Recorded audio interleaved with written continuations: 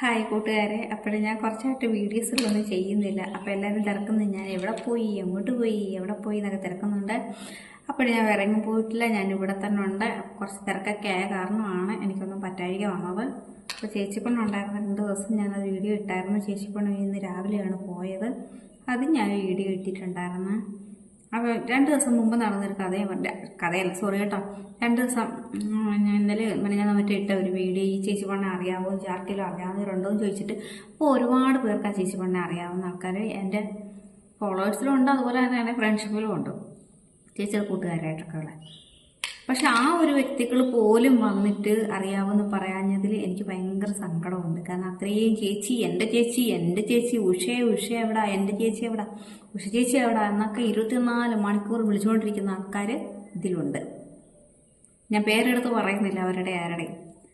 അവർക്ക് പോലും ഇത് ഞങ്ങളുടെ ഉഷയാ എന്ന് പറയാൻ, ഹായ് ഉഷേ എന്നൊന്ന് പറയാൻ, അല്ല ഹായ് ഉഷ ചേച്ചി എന്നൊന്ന് പറയാൻ മനസ്സില്ലാതായി പോയതിൽ പശ്ചാത്തപിക്കുക. കാരണം എന്താണെന്ന് പറഞ്ഞാൽ, നിങ്ങളൊക്കെ സ്നേഹിക്കുന്ന സ്നേഹം യാഥാർത്ഥ്യമല്ല എന്നുള്ളത് ഉറപ്പിച്ച് എനിക്ക് പറയാൻ പറ്റും. കാരണം നമ്മൾ സ്നേഹിക്കുന്ന ഒരാളെ എവിടെ കണ്ടാലും അവരെ ഒന്നും സപ്പോർട്ട് ചെയ്യണം എന്ന് കണ്ടാൽ നമ്മൾ സപ്പോർട്ട് ചെയ്യും. അതൊരു നല്ല ഫ്രണ്ട്ഷിപ്പ്. നിങ്ങളൊന്നും ഫ്രണ്ട്ഷിപ്പാണെന്ന് ഞാൻ പറയത്തില്ല. പിന്നെ എനിക്ക് ഫ്രണ്ട്ഷിപ്പും കുറവാണ്, കുറേ ശത്രുക്കളേ ഉള്ളൂ. അതുകൊണ്ട് പിന്നെ ഞാൻ എൻ്റെ ഒരു ഇത് വെച്ചിട്ട് ഞാനൊന്നും പറയുന്നില്ല. പക്ഷേ ചേച്ചിപ്പണ്ണിൻ്റെ ഒരു ഇത് വെച്ചിട്ട്, ചേച്ചിപ്പണ്ണി ഒരു ചാരിറ്റി പ്രവർത്തകയാണ്, ഒരുപാട് പേർക്ക് സഹായങ്ങൾ ചെയ്യുന്ന ഒരാളാണ്, ഒരുപാട് ഫ്രണ്ട്ഷിപ്പ് കൊണ്ടു നടക്കുന്ന ഒരാളാണ്. അപ്പം ആ ചേച്ചി അറിയാവോ എന്ന് ചോദിച്ചെന്നൊക്കെ പറയാൻ കഷ്ടം. നിങ്ങളൊക്കെ എന്തിനാണ് അവരുടെ ഫ്രണ്ട്സ് അങ്ങനെ നടക്കുന്നത് പറയാതിരിക്കാൻ പറ്റത്തില്ല കേട്ടോ. അതുകൊണ്ട് ഞാൻ പറയുകയാണ്. പിന്നെ എൻ്റെ പോസ്റ്റിൽ ഒരു ചേട്ടൻ വന്ന് കമൻറ്റ് ഇട്ടിട്ടുണ്ടായിരുന്നു, മുഖത്തൊക്കെ പാടാണല്ലോ, എന്ത് പറ്റി എന്നൊക്കെ ചോദിക്കുന്നുണ്ട്. മുഖക്കുരുവിൻ്റെ കാര്യമല്ല, മുറിവിൻ്റെ പാടാണെന്ന് പ്രത്യേകം പറയുന്നത്. അപ്പോൾ മുറിവിൻ്റെ പാടെന്ന് പറഞ്ഞാൽ ഈ ഒരു പാടാണ്, ഈ ഒരു പാടാണ് ചേട്ടൻ പറയുന്നത്, മുറിവിൻ്റെ പാട്. എനിക്കിങ്ങനെ ഒരു പാടുണ്ട്, എൻ്റെ ഒരു അടയാളം ഒന്ന് കൂട്ടിക്കും. അപ്പോൾ ഇത് വേറെ ഒന്നുമല്ല, ഞാൻ ചെറുതിലെ കുഞ്ഞായിരുന്ന സമയത്ത്, അതായത് ഒരു അരപ്പാവാട പ്രായത്തിൽ ഞാൻ ഇങ്ങനെ ചാടി നടന്ന് നമ്മളോട് കളിച്ച് നടക്കുന്ന പ്രായത്തിൽ ഒരു മരം വെട്ടിയിട്ടിട്ട് അതിൻ്റെ ശിഖരം കോതി കളഞ്ഞു കഴിയുമ്പോൾ ശിഖരത്തിൽ കൊമ്പിങ്ങനെ ഇരിക്കണം, മുറിഞ്ഞതിൻ്റെ കുറ്റി ഇങ്ങനെ ഇരിക്കുമല്ലോ മരത്തിൽ തന്നെ. അപ്പോൾ അതിൽ ഞാൻ ഭയങ്കര ഹൈറ്റിൽ നിന്ന് വീണിട്ടുണ്ടായിരുന്നു. അപ്പോൾ വീണപ്പോൾ കണ്ണി കൊള്ളാനുള്ള, കണ്ണിൻ്റെ പുരുകത്ത് കൊണ്ടുവന്നൊക്കെ നമ്മൾ സാധാരണ പറയാറുണ്ട്. പക്ഷെ കണ്ണി കൊള്ളാനുള്ളത് ഇവിടെ ഇങ്ങനെ, ഈ സ്ഥലത്തിന് എന്താ പറഞ്ഞത്, കവിളിതല്ലേ, ഇവിടെ എന്തോ പറഞ്ഞേ, ഇവിടെ ഇങ്ങനെ കൊള്ളുക എന്ന് പറഞ്ഞാൽ എനിക്കറിയത്തില്ല. അപ്പോൾ അവിടെ കൊണ്ടു. അപ്പോൾ ഇവിടെ സ്റ്റിച്ചുണ്ട്, 9 സ്റ്റിച്ച് ഉണ്ടായിരുന്നു അന്ന്. അപ്പോൾ അന്ന് അരപ്പാവാടയിട്ട് നടക്കുന്ന ഒരു പ്രായം എന്ന് പറയുമ്പോൾ 5ാം ക്ലാസ്സിലൊക്കെ പഠിക്കും, 4-5 മറ്റു പഠിക്കുമോ ഞാൻ. ആ ടൈമിലാണ് ഇവിടെ കൊണ്ട് മുറിഞ്ഞത്. അപ്പം ആ സ്റ്റിച്ച് ഉണ്ടായത് കാരണം അതൊരു വലിയ കുഴിപോണക്കൊരു പാടായിരുന്നു. അത് ഇപ്പം ഇത്രയായി. ഇനിയിപ്പോൾ അത് അവിടെ അങ്ങനെ ഇരുന്നോട്ടെ, എൻ്റെ ഒരു ഐശ്വര്യമായിട്ടോ എൻ്റെ ഒരു അടയാളമായിട്ടൊക്കെ അവിടെ കിടന്നോട്ടെ. അപ്പോൾ അതാണ് ചേട്ടാ ആ പാട് കേട്ടോ, അല്ല വേറൊന്നും അല്ല. അതിനിപ്പോൾ എന്ത് ചെയ്താലും മുഖം, ഞാനിപ്പം പ്ലാസ്റ്റിക് സർജറി ചെയ്താലും എനിക്ക് തോന്നുന്നില്ല ആ പാട് പോക്കണമോ വലിയ നിർബന്ധമില്ല, അവിടെ കിടക്കട്ടെ നിങ്ങൾ.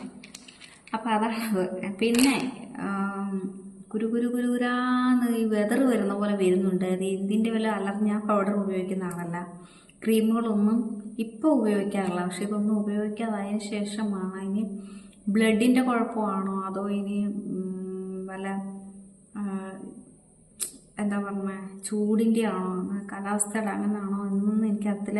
ഇപ്പം ഞങ്ങൾ ഇവിടെ താമസിക്കാൻ വന്നതിന് ശേഷമാണ് ഇങ്ങനെ കുരുകുരാന്ന് മുഖം നിറച്ചുണ്ടാവുന്നുണ്ട്. അപ്പോൾ അതൊരു സ്കിന്നിൻ്റെ ഡോക്ടറെ കാണാൻ പോകണമെന്ന് പറഞ്ഞിട്ടൊക്കെ ഇരിക്കുകയാണ്. അപ്പം അടുത്ത ആഴ്ച പോയി നോക്കണം. അപ്പോൾ അങ്ങനെ ആണ് സംഭവങ്ങൾ.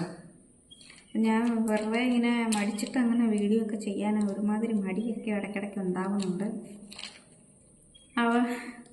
ഇടയ്ക്കൊക്കെ വരാം. അപ്പം ഞാൻ ഇതൊക്കെ പറഞ്ഞുകൊണ്ടിരുന്ന് തന്നെ ഞാൻ ഈ ചെയ്തുകൊണ്ടിരിക്കുന്ന വേറൊന്നുമല്ല, കുറച്ച് കപ്പലണ്ടി എടുത്ത് തൊലി കളഞ്ഞാണ്ടാണ്. കാണാൻ പറ്റുന്നുണ്ടോ? തൊലി കളഞ്ഞൊക്കെ വെക്കുക കുറേ ഉണ്ട് കേട്ടോ. അറിയാമല്ലോ, എനിക്ക് കപ്പലണ്ടിയും മിഠായിയൊക്കെ തിന്നുന്ന ഭയങ്കര ഇഷ്ടമാണ്. അപ്പോൾ അതൊക്കെ തോനെ വാങ്ങി വിൽക്കാറുണ്ട് ഞാൻ കഴിക്കാൻ.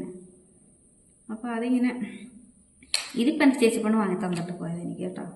ഞാനതിവിടെ ഇരുന്നുകൊണ്ട് നിങ്ങളോട് സംസാരിച്ചുകൊണ്ട് വൃത്തിയാക്കി വെച്ചാൽ കഴിക്കാമല്ലോ. ചിലരൊക്കെ പറയും കപ്പലണ്ടി, ഞാനിങ്ങനെ കേട്ടിട്ടുള്ള എനിക്കറിയത്തില്ല, കപ്പലണ്ടിയുടെ തൊലിയോടെ കഴിക്കണമെന്നാണ് പറയുന്നത്. ഇതിനാണ് ഗുണം. ഈ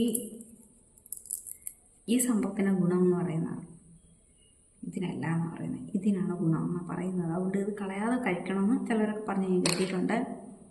പിന്നെ കൂടുതലും ആൾക്കാർ ഇങ്ങനെയാണ് കഴിക്കൽ. അത് എനിക്ക് സത്യാവസ്ഥ എനിക്കറിയത്തില്ല. പിന്നെ അപ്പോൾ അതൊക്കെയാണ് ഇന്നത്തെ വീഡിയോ. അപ്പോൾ എനിക്ക് അത് കണ്ടപ്പോൾ എനിക്കൊന്ന് ചോദിക്കണമെന്ന് തോന്നി. പിന്നെ ചേച്ചി പെണ്ണുപോലെ എനിക്ക് ഇന്ന് ത്രെഡ് ചെയ്യാൻ പണൊക്കെ ഇരുന്നേ, ഞങ്ങൾ ചേച്ചിയുടെ പുരികൻ ത്രെഡ് ചെയ്യണമെന്നൊരാഗ്രഹം ഉണ്ടായിരുന്നു. അതൊക്കെ ഇന്ന് ചെയ്യണം. അങ്ങനെ കുറച്ച് പർച്ചേസിങ് ഒക്കെ ചെയ്യണമെന്നൊക്കെ വിചാരിച്ചിരുന്നതാണ്. അപ്പോൾ രാവിലെ തന്നെ ചേച്ചിക്ക് ഡ്യൂട്ടിക്ക് പോകണമായിരുന്നു. അപ്പോൾ ചേച്ചി രാവിലെ തന്നെ പോയി. അപ്പോൾ ഞാനപ്പോൾ ഒറ്റയ്ക്കേ ഉള്ളിലൂടെ. അപ്പോൾ ഞാനിങ്ങനെ എന്താ പറഞ്ഞേ, ചേച്ചി വിളിച്ച് കുറേ നേരം സംസാരിച്ച് മെസ്സേജൊക്കെ ഇട്ട് പിന്നെ കുറേ സന്തോഷങ്ങളൊക്കെ വരുന്നുണ്ട്. അതൊക്കെ ഞാൻ പറയാം കേട്ടോ. കുറച്ച് സന്തോഷങ്ങളൊക്കെ വരുന്നുണ്ട്, അതൊക്കെ ഞാൻ അറിയിക്കും നിങ്ങളെ കേട്ടോ. സന്തോഷങ്ങൾ വരട്ടെ അല്ലേ, സന്തോഷങ്ങൾ തന്നെ വരട്ടെ. അപ്പോൾ okay, bye bye, see U.